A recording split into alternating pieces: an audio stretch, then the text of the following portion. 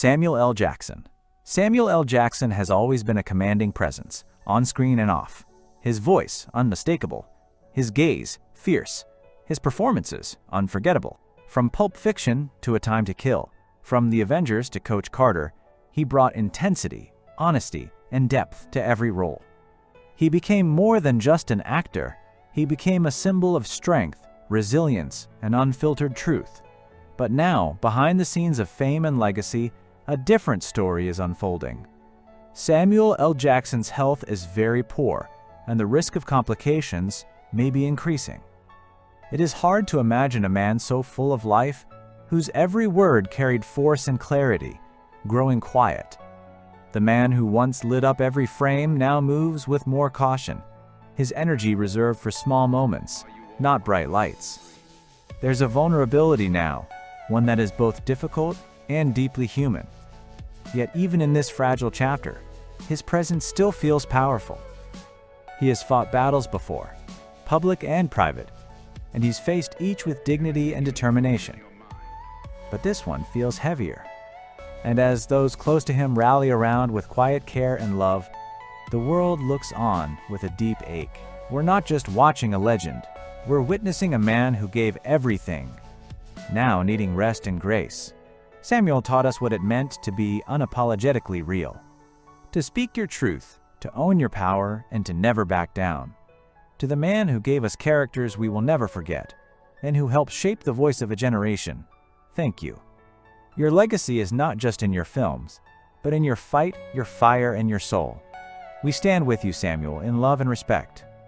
May comfort surround you, may peace find you, and may you feel the deep gratitude of all you've inspired.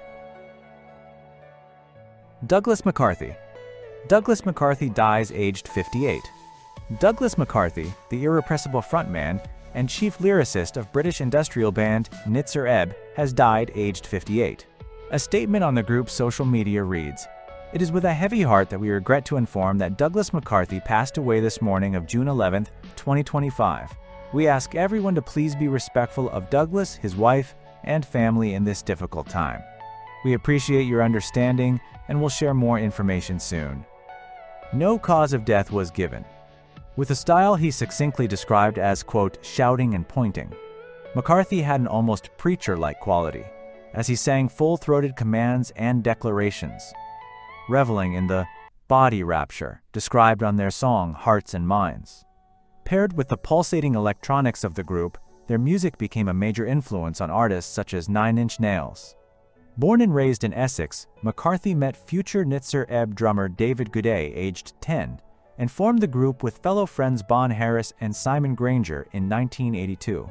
With cheap synths and beats hammered out on a metal bin they dubbed John, the group gradually welded together their sound, releasing a demo in 1983, followed by debut single Isn't It Funny How Your Body Works 2 years later. Their ironically martial sound and aesthetic would be misinterpreted by some. The totalitarian imagery reflected the austere political time, the miners' strikes and riots, Harris later explained, but it proved infectious on dance floors, as tracks such as Let Your Body Learn and Warsaw Ghetto crossed over into the burgeoning worlds of techno and acid house. The closest I felt to God was listening to Join in the Chant, the era's legendary DJ Andrew Weatherall once said. Ananda Lewis. Ananda Lewis dies at 52. Ananda Lewis, former MTV video jockey and host of Total Request Live, Hot Zone, and The Ananda Lewis Show, died on Wednesday of breast cancer. She was 52. Her sister, Lakshmi Emery, reported her death. TMZ reported that Lewis died in her home in Los Angeles on Wednesday morning. Lewis revealed in 2020 that she had been diagnosed with stage 3 breast cancer on her Instagram account, where she spoke about not getting regular mammograms due to her fear of radiation. In a roundtable discussion with CNN in 2024, Lewis confirmed that she did not have a double mastectomy after being diagnosed with breast cancer. She revealed that the tumor had metastasized and that the cancer had progressed to stage 4. After being hired by MTV in 1997 as one of the new VJs, Lewis became the host of shows like Total Request Live and Hot Zone, where she interviewed rising and established talents for the network. In 2001, she became the host of her own talk show, The Ananda Lewis Show, which ran from 2001 to 2002. She later joined Entertainment Tonight's spin-off, The Insider, as a correspondent from 2004 to 2005. After taking a break from the industry to pursue carpentry, Lewis returned as the host for the 2019 revival of TLC's While You Were Out. Born in Los Angeles in 1973, Lewis moved to San Diego shortly after her parents divorced, where she lived with her sister, mother, and grandmother. After graduating from Howard University in 1995, Lewis began her career as the host of BET's Teen Summit, a talk show that was hosted by teenagers. After working with BET, Lewis was noticed by MTV and was hired in August of 1997. Hossein Salami. Who was Hossein Salami, the Revolutionary Guard's chief, killed in Israeli attacks? Israeli strikes on Iran, targeting the country's nuclear facilities, have claimed the life of the chief of Iran's Islamic Revolutionary Guards Corps, IRGC, Major General Hossein Salami, including 2 other commanders. According to a statement by the IRGC, its top commander, Hossein Salami, was killed in the Israeli strikes after the unit's headquarters were hit in Tehran. Israeli Prime Minister Benjamin Netanyahu in a video message said, "Moments ago, Israel launched Operation Rising Lion, a targeted military operation to roll back the Iranian threat to Israel's very survival. This operation will continue for as many days as it takes to remove this threat." Iran's supreme leader, Ayatollah Ali Khamenei, has vowed that Israel would receive a bitter fate for itself. According to a CNN report, Hossein Salami, born in 1960 as per a United States sanctions docket, was one of the most powerful men in Iran, overseeing its most potent military arm and reporting directly to its supreme leader, Ayatollah Ali Khamenei. Salami first joined the Revolutionary Guards, a powerful branch of the Iranian armed forces, in 1980 during the Iran-Iraq War, and became deputy commander in 2009, then commander a decade later, per a report by the BBC. The Revolutionary Guards is one of the country's most powerful military and political groups. He was known to have a hardline stance against Iran's rival countries like Israel and the United States. Salami had been sanctioned by the UN Security Council and the US for his involvement in Iran's nuclear and military programs since 2000s, the report added. Esmail Qani. Iran's Quds Force commander Esmail Qani killed in Israeli strike, reports say. Who was he? Israel-Iran war. In a dramatic escalation of the ongoing conflict between Israel and Iran, Esmail Qani, the commander of Iran's elite Quds Force, was reportedly killed in an Israeli airstrike in Iran, according to the New York Times, citing Iranian officials familiar with the developments. The Israeli strike took place during their extensive military operation against Iranian nuclear and military targets, known as Operation Rising Lion, launched in the early hours of Friday the 13th of June. Esmail Qani took command of Iran's Quds Force after the assassination of his predecessor, Qasem Soleimani, in a U.S. drone strike in 2020. The Quds Force is an elite branch of Iran's Islamic Revolutionary Guard Corps, IRGC, responsible for extraterritorial military operations and supporting proxy groups across the Middle East. Qani began his military career during the Iran-Iraq War in the 1980s, leading several brigades before becoming deputy commander of the Quds Force in 1997, serving under Soleimani. Unlike Soleimani, who was often seen on the front lines with Tehran-backed militias in Iraq and Syria, Qani has maintained a lower profile, conducting meetings privately and away from public view. His leadership has coincided with increased Israeli airstrikes against Iranian proxies such as Hezbollah and other paramilitary groups. In October 2024, Qani was reported missing after Israeli airstrikes targeted the southern Beirut suburb of Dahia. He had traveled to Lebanon following the death of Hezbollah leader Syed Hassan Nasrallah, who was killed in an Israeli strike in late September. Amir Ali Hajizadeh, Iranian commander killed in Israeli airstrike, oversaw Shahed drone supply to Russia. Editor's note: this story has been updated with additional details. Iran's Islamic Revolutionary Guard Corps, IRGC, confirmed on June 13th that its aerospace commander, Amir Ali Hajizadeh, was killed in an Israeli airstrike on a command facility, according to the Times of Israel. Hajizadeh was sanctioned by the European Union in 2022 for overseeing Tehran's supply of Shahed-type drones to Russia for use in its war against Ukraine, which have become a key component of Moscow's war against Ukraine. He played a central role in advancing Iran's drone and missile capabilities, meeting with then-Russian Defense Minister Sergei Shoigu in 2023 to showcase Iranian weapons. The Israeli operation, described as preemptive, involved 200 aircraft and the dropping of 330 munitions, targeting the country's nuclear program and killing top military officials. Hajizadeh is also known for his role in the January 2020 downing of a Ukrainian civilian aircraft, which Iran later admitted was mistakenly shot down amid tensions with the US. All 176 people on board were killed. Ukraine's foreign ministry issued a statement on June 13 expressing concern over the fallout from the Israeli operation, but underscored that the Iranian regime supports Russia in its illegal war of aggression and supplies Moscow with weapons to kill Ukrainians. Along with North Korea, Iran has been a key ally to Russia during its full-scale war against Ukraine, providing thousands of Shahed strike drones and short-range ballistic missiles. The drones, cheap and packed with explosives, have become a central weapon in Russia's aerial assaults on Ukraine since their introduction in late 2022. Mohammad Bagheri, who was among Iran's top military officials killed in Israeli strikes. In the ongoing Israel-Iran conflict, Israel has killed several high-ranking Iranian officials, including Chief of Staff Mohammad Bagheri and IRGC Commander Hossein Salami. Since the start of the Israel-Iran conflict on Friday, Israel has killed several high-ranking members of the Iranian leadership.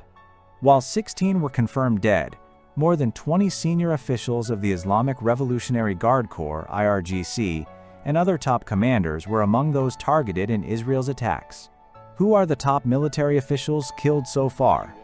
Euronews brings you the list. Chief of Staff of the Iranian Armed Forces since 2016, Bagheri was killed in an Israeli missile strike on Thursday night, at the very onset of Israel's attack on Iran.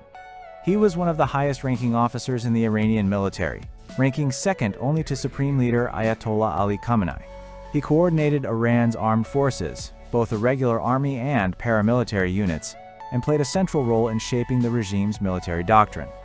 Commander-in-Chief of the IRGC, Salami, was also close to the Iranian Supreme Leader, Ali Khamenei. Salami was one of the hardest on Iran's rivals, notably Israel and the United States. A combatant in the Iran-Iraq War, 1980 to 1988, and an early member of the Revolutionary Guards, Salami served as the organization's deputy for 9 years before becoming its commander in 2019. Rashid was Deputy Commander-in-Chief of the Armed Forces and the head of the IRGC's Khatam al-Anbiya Central Headquarters, responsible for coordinating joint military operations. A veteran of the Iran-Iraq War too. Johnny O'Brien. Johnny O'Brien dies at 94. Former Seattle University two-sport star and Pittsburgh Pirates player Johnny O'Brien has died, according to the Seattle Times. He was 94 years old. O'Brien played both basketball and baseball at Seattle University, becoming the first college basketball player to score 1,000 points in a season. He remains the school's all-time leading scorer. Despite being 5'9", Johnny O'Brien played center for Seattle and earned All-American honors. He and his twin brother Eddie helped the Red Hawks to a 90-17 record across their 3 seasons, according to the Seattle Times. Johnny O'Brien was a legend in the truest sense of the word, Seattle University Athletic Director Shani Fink told the Seattle Times. His profound impact transformed Seattle University, the city of Seattle, and every person fortunate enough to know him. While his athletic accomplishments were extraordinary, it was his character, humble, generous, and inspiring, that truly set him apart.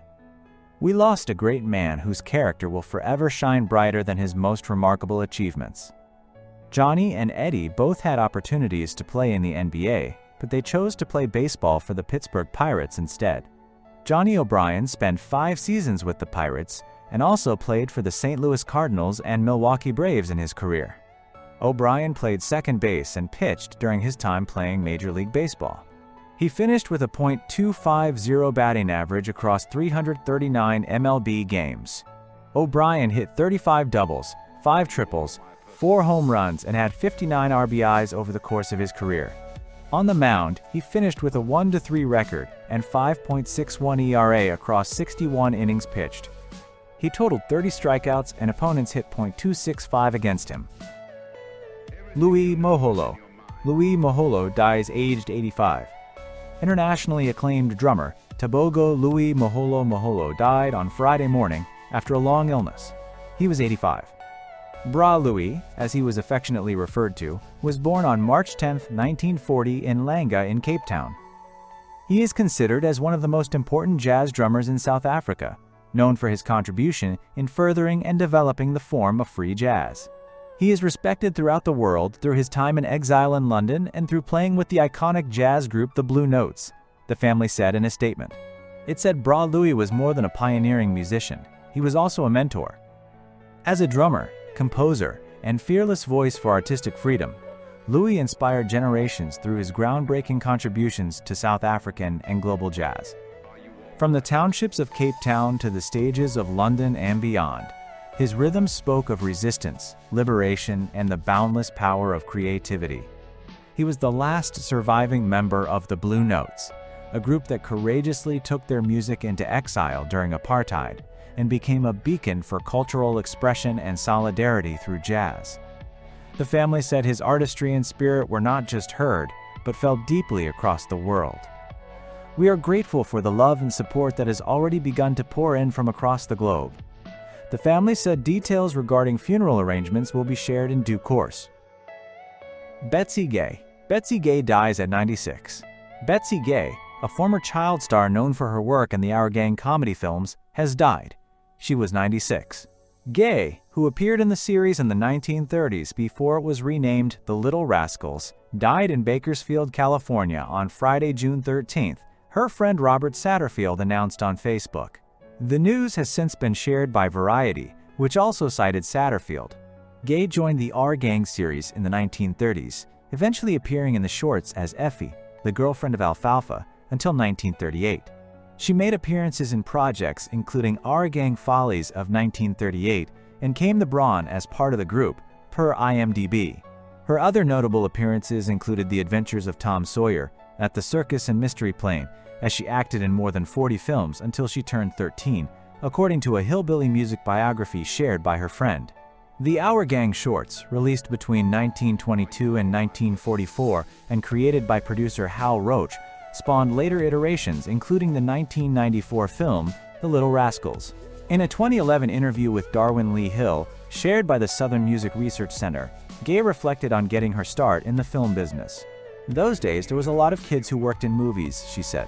One mother told my mother, "You ought to take Betsy to the studio. They come there all the time looking for kids to be in Our Gang comedies." So she took me over there, and sure enough, a month later, a man came over. He took us in, and we were in Our Gang movies. In 1941, Gay launched a career in Western music when she practiced yodeling after being asked to appear in an Andy Clyde, short for Columbia Pictures, per her biography. She continued to act into her teens at the Pasadena Playhouse in productions of Quality Street. Joel Shapiro. Joel Shapiro dies at 83. Joel Shapiro, an acclaimed post-minimalist sculptor whose work explored shifts in scale and perception, died on Saturday at 83. His death was announced on Sunday by Pace Gallery. The New York Times reported that he had been battling acute myeloid leukemia. Shapiro's work has been seen widely, in particular his figural sculptures made from bronze and aluminum elements, which have been seen everywhere from the United States Holocaust Museum to the rooftop of the Metropolitan Museum of Art. Though steeped in the haughty concepts that guided art making during the 1960s and 70s, these sculptures are also quirky and whimsical, with limbs that appear to leap and flail. Often, these sculptures were made first in wood and then translated to metal. Some of them were painted in vibrant colors, something that would have been anathema to minimalism, the movement that was dominant in New York during the early 1970s, when Shapiro's work gained the attention of critics and dealers. Shapiro's earliest works relied upon the language of minimalism, then subverted it. He made a series of drawings made by inking his finger and pressing its tip to a piece of paper, resulting in marks arranged to recall a minimalist grid, except that Shapiro's rows were irregular and unruly. He also relied upon industrial materials, another minimalist hallmark. but his were utilized in ways that appeared to undermine conventional logic. Untitled, 75 pounds, 1970, is composed of a bar of magnesium and a bar of lead, both exhibited on the floor. Though the two bars weigh exactly 75 pounds each, they are differently sized, causing them to appear unlike. During the 70s, at Paula Cooper Gallery. Leonard A. Lauder. Leonard A. Lauder dies at 92. Estee Lauder heir and billionaire art collector Leonard Lauder died at his Upper East Side residence in Manhattan on Saturday, June 14th, at the age of 92. The news of his death was announced the following day by his mother's namesake cosmetics company, of which he and his brother Ronald are the sole inheritors. Widely known for his family's fortune and business ventures, Lauder was a prominent arts patron, whose contributions left enduring marks on New York City museums and other institutions around the country. Notably, in 2013, he promised his collection of 78 Cubist artworks to the Metropolitan Museum of Art, marking the museum's largest single philanthropic gift in its history.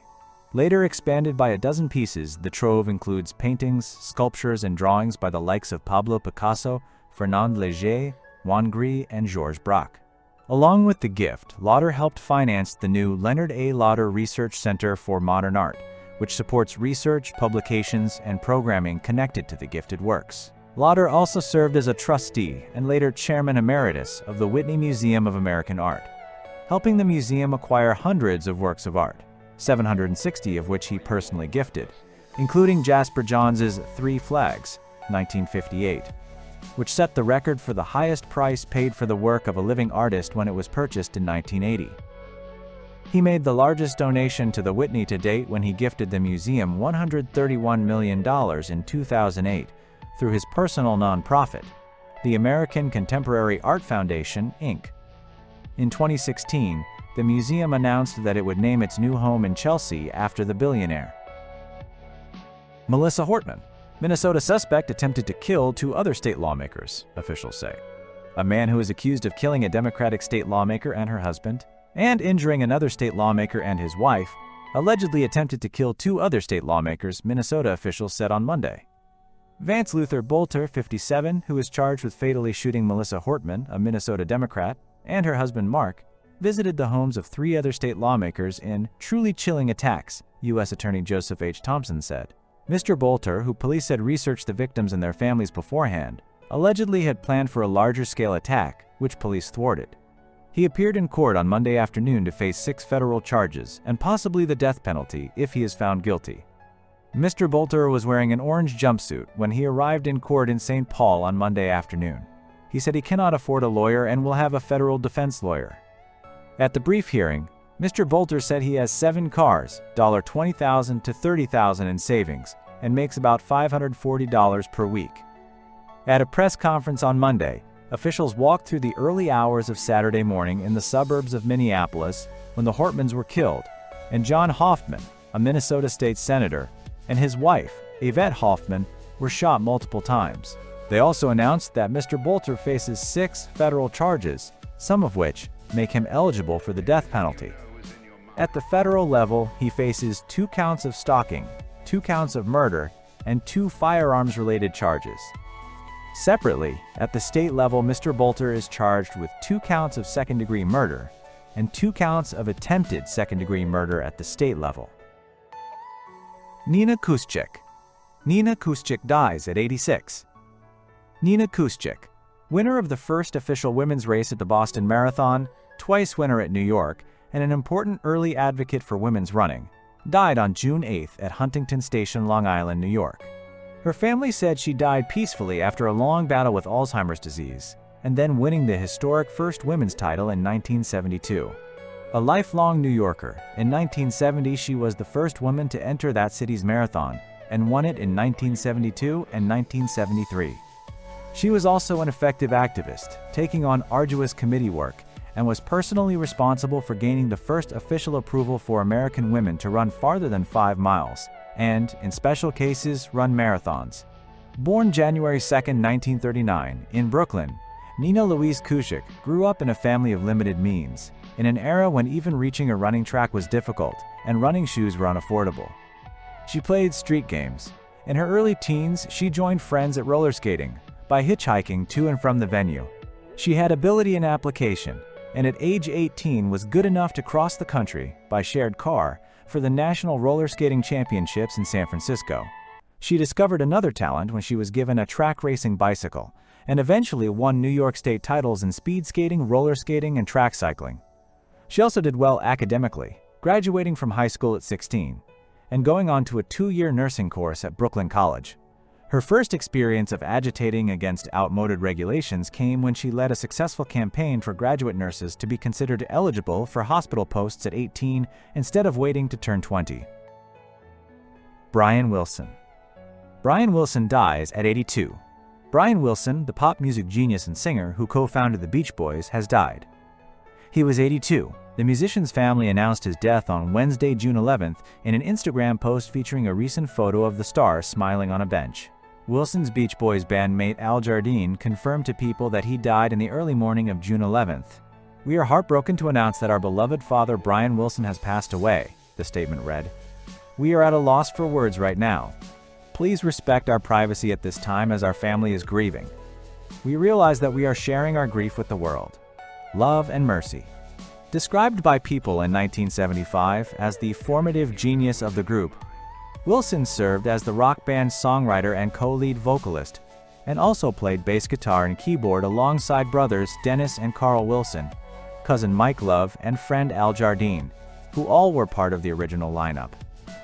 Born on June 20, 1942 in Inglewood, Calif., Wilson was the eldest child among his siblings, including Dennis and Carl, who were born in 1944 and 1946 respectively.